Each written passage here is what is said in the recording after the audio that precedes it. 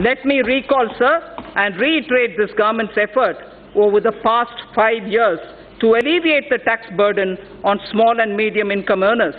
This includes self-employed as well as small traders, salary earners, and senior citizens. Only when their annual taxable income exceeds 5 lakhs, only when their annual taxable income exceeds 5 lakhs, they are required to pay any income tax. The details of our efforts and achievements on this front during the past few years are given in the annexure to the speech. I am not going into the details of it.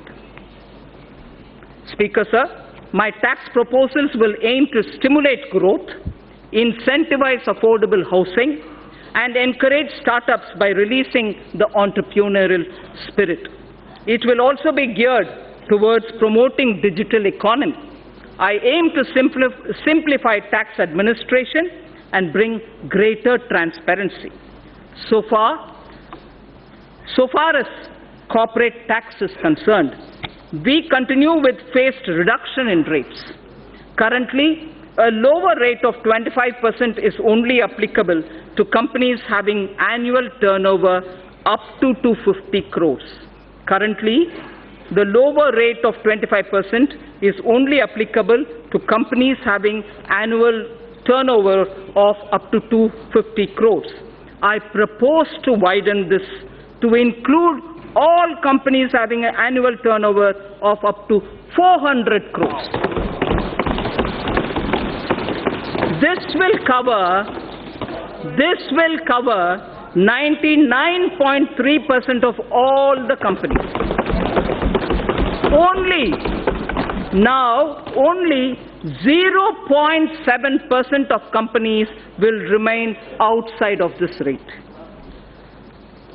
So, in order to boost economic growth and make in India, the government will launch a scheme to invite global companies through a transparent competitive bidding to set up mega manufacturing plants in sunrise and advanced technology areas such as semiconductor fabrication, solar photovoltaic cells, lithium storage batteries, solar electric charging infrastructure, computer servers, laptops, etc., and provide them investment-linked income tax exemptions under 35 AD of the Income Tax Act and other indirect tax benefits. Sir, on electric vehicles. Considering our large consumer base, we aim to leapfrog and envision India as a global hub of manufacturing of electric vehicles. A global hub of manufacturing electric vehicles. Inclusion of solar storage batteries and charging infrastructure in the above scheme will boost our efforts. Government has already moved the GST Council to lower the GST rate on electric vehicles from 12 to 5%.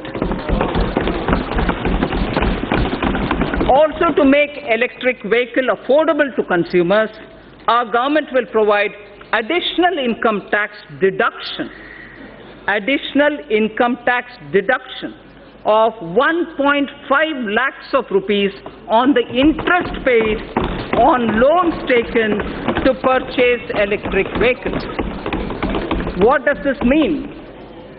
This amounts to a benefit of 2.5 lakh crores over the loan period to the taxpayer who takes loans to purchase electric vehicles. So by the time the entire period of the loan ends, for you having taken the loan for buying an electric vehicle, you would benefit to the level of 2.5 lakh rupees because of this income tax deduction which is being brought in for encouraging purchase of electric vehicles. So startups, as I said when I was talking about the youth of this country, startups require, and we have been consistently providing them all the encouragement. Startups in India are taking firm roots and their continued growth needs to be encouraged. To resolve the so-called angel tax issue, I'm sure a lot of members are concerned on this issue, To resolve the so-called angel tax issue, the startups and their investors who file requisite declarations and provide information in their returns will not be subjected to any kind of scrutiny in respect of valuation of share premiums. The issue of establishing identity of the investor and source of his funds will be resolved by putting in place a mechanism of e-verification, so there's no man-to-man interface there. With this, funds raised by startups will not require, the funds raised by startups will not require any kind of scrutiny from the Income Tax Department. In addition, special administrative arrangements shall be made by the Central Board of Direct Taxes for pending assessments of startups and redressal of their grievances. It will be ensured that no inquiry or verification in such cases be carried out by the assessing officer without obtaining approval of a supervisory officer. So the element of discretion with which startups were suffering has been removed. So without obtaining the approval of a supervisory officer, an assessing officer shall not worry the assessee. At present, startups are not required to justify fair market value of their shares issued to certain investors, including Category 1 alternative investment funds. I propose to extend this benefit to Category 2 alternative investment funds also. At the moment, it's available for AIS Category 1.